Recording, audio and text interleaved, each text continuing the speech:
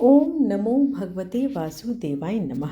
आप समस्त श्रोतागण का जीवन अमृत चैनल पर हार्दिक स्वागत है। आज हम आपको सुनाने जा रहे हैं पापांकुशा एकादशी व्रत कथा। यह व्रत आश्विन मास के शुक्ल पक्ष के एकादशी तिथि को किया जाता है। धार्मिक मान्यता है कि इस व्रत के पालन से मनुष्य के समस्त पाप नष्ट हो जाते हैं और उसे विष्णु धाम की प्राप्ति होती है। भगवान पद्मनाभ की आराधना के साथ किया गया यह व्रत साधक को सांसारिक दुखों से मुक्ति दिलाकर मोक्ष का मार्ग भी प्रशस्त करता है। तो आइए श्रद्धा और भक्ति के साथ सुनते हैं पापांकुशा एकादशी व्रत कथा। इस एकादशी का महत्व स्वयं भगवान श्री कृष्ण ने धर्मराज युधिष्ठिर को बताया था। इस एकादशी पर भगवान पद्मनाभ की पूजा की जाती है। पाप रूपी हाथी को इस व्रत के पुण्य रूपी अंकुश से वेधने के कारण ही इसका नाम पापांकुशा एकादशी हुआ। इस दिन मौन रहकर भगवत स्मरण तथा भोजन का विधान है। इस प्रकार भगवान की आराधना करने से मन शुद्ध होता है और तथा व्यक्ति के सद्गुणों का समावेश भी होता है।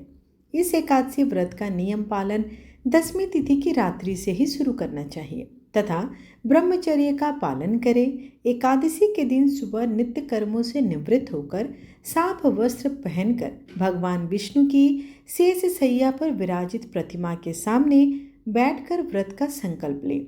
इस दिन यथासंभव उपवास करें। उपवास में अन्न ग्रहण नहीं करना चाहिए। संभव न हो तो व्रती एक समय फलाहार कर सकता है। इसके बाद भगवान पद्मनाभ की पूजा विधि विधान से करनी चाहिए। यदि व्रत करने वाला पूजन करने में असमर्थ हो तो पूजन की किसी योग्य ब्राह्मण से भी करवाया जा सकता है। भगवान विष्णु को पंचामृत से स्नान कराना चाहिए। स्नान के बाद उनके चरणामृत को व्रती अपने और अपने परिवार के सभी सदस्यों के अंगों पर छिड़के और उसे चरणामृत का पान करे। इसके बाद भगवान को गंध पुष्प धूप दीप नैवेद्य आदि चढ़ाकर भगवान को समर्पित करके और उनका पूजन करें।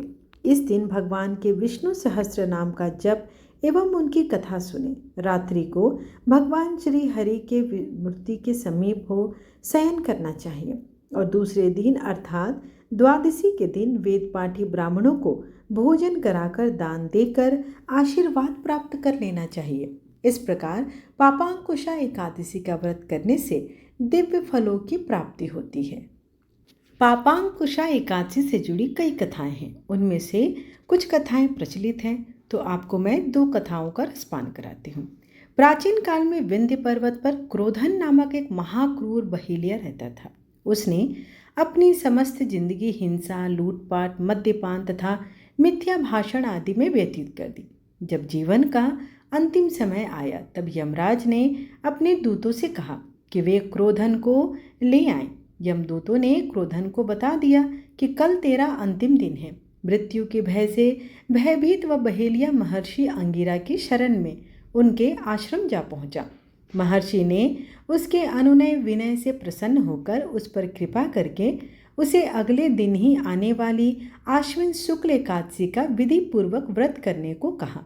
इस प्रकार वह महापातकी व्याध पापांकुशा एकादशी का व्रत पूजन कर भगवान की कृपा से विष्णु लोक को गया।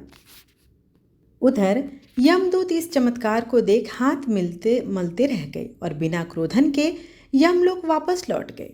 वहीं दूसरी कथा के अनुसार एक बार युधिष्ठिर ने श्री कृष्ण जी से पूछा कि आश्विन शुक्ल पक्ष की एकादशी का क्या महत्व है और इस अवसर पर किसकी पूजा होती है एवं इस व्रत का क्या लाभ है। युधिष्ठिर की मधुर वाणी सुनकर गुणातीत श्री कृष्ण भगवान बोले। भगवान श्री कृष्ण ने कहा, हे कुंती नंदन, आश्विन माह के शुक्ल पक्ष के एकादशी का नाम पापांकुशा है।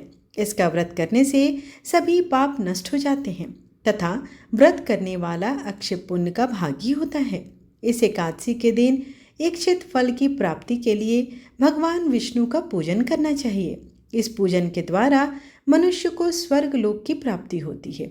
हे अर्जुन, जो मनुष्य कठिन तपस्याओं के द्वारा फल की प्राप्ति करते हैं वह फल इस एकादशी के दिन क्षीर सागर में शेषनाग पर शयन करने वाले भगवान विष्णु को नमस्कार कर देने से मिल जाता है। और मनुष्य को यम के दुख नहीं भोगने पड़ते। हे पार्थ, जो विष्णु भक्त शिव जी की निंदा करते हैं अथवा जो शिव भक्त विष्णु भगवान की निंदा करते हैं वे नरकगामी होते हैं। 1000 अश्वमेध और 100 राजसूय यज्ञ का फल इस एकादशी के फल के 16वें भाग के बराबर भी नहीं होता। अर्थात इस एकादशी व्रत के समान संसार में अन्य कोई व्रत नहीं है। इस एकादशी के समान विश्व में पवित्र तिथि भी कोई नहीं है। जो मनुष्य एकादशी व्रत नहीं करते हैं वे सदा पापों से घिरे रहते हैं। जो मनुष्य किसी कारणवश केवल इस एकादशी का भी उपवास करता है तो उसे यम के दर्शन नहीं होते। इस एकादशी के व्रत को करने से मनुष्य को निरोगी काया तथा सुंदर नारी और धन धान्य की प्राप्ति होती है और अंत में वह मोक्ष को पाकर स्वर्ग को जाता है। जो मनुष्य इस एकादशी के व्रत में रात्रि जागरण करते हैं उन्हें सहज ही स्वर्ग की प्राप्ति हो जाती है।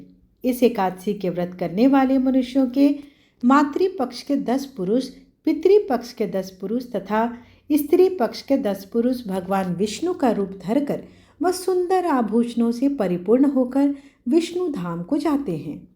जो मनुष्य आश्विन माह के शुक्ल पक्ष की पापांकुशा एकादशी का विधान पूर्वक उपवास करते हैं उन्हें विष्णु लोक की प्राप्ति होती है। जो मनुष्य एकादशी के दिन भूमि, गौ, अन्न, जल, खड़ाऊ, वस्त्र, छत्र आदि का दान करते हैं उन्हें यम के दर्शन नहीं होते। दरिद्र मनुष्य को भी यथाशक्ति कुछ दान देकर कुछ पुण्य अवश्य ही अर्जित करना चाहिए। जो मनुष्य तालाब, बगीचा, धर्मशाला, प्याऊ आदि बनवाते हैं उन्हें नरक के कष्ट नहीं भोगने पड़ते। वह मनुष्य इस लोक में निरोगी दीर्घायु वाले पुत्र तथा धन धान्य से परिपूर्ण होकर सुख भोगते हैं तथा अंत में स्वर्ग लोक को जाते हैं। भगवान श्री हरि। आइए अब आरती कर लेते हैं।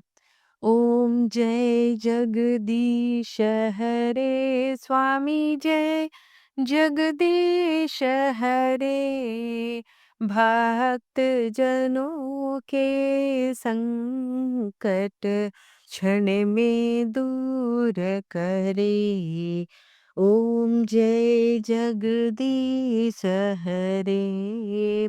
जो ध्यावे फल पावे दुख बिन से मन का सुख संपत्ति घर आवे।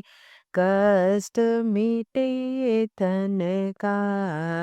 ओम जय जगदीश हरे। मात पिता तुम मेरे शरण गहूँ मैं किसकी तुम बिन और न दूजा। आस करूँ मैं जिसकी। ओम जय जगदीश हरे। तुम पूरन परमात्मा तुम अंतर्यामी पार ब्रह्म परमेश्वर तुम सबके स्वामी।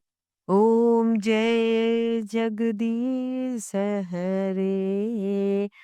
तुम करुणा के सागर तुम पालन करता मैं मूरख खल कामी कृपा करो भरता। ओम जय जगदीश हरे। तुम हो एक अगोचर सबके प्राणपति किस विधि मिलूं दया मैं तुमको मैं कुमति। ओम जय जगदीश हरे। दिन बंधु दुख हरता तुम ठाकुर मेरे अपने हाथ उठाओ। द्वार पड़ा मैं तेरी ॐ जय जगदीश हरे, विषय विकार मिटाओ, पाप हरो देवा, श्रद्धा भक्ति बढ़ाओ, संतन की सेवा। ओम जय जगदीश हरे, तन मन धन संपत्ति सब कुछ है तेरा, तेरा तुझको अर्पण, क्या लागे मेरा।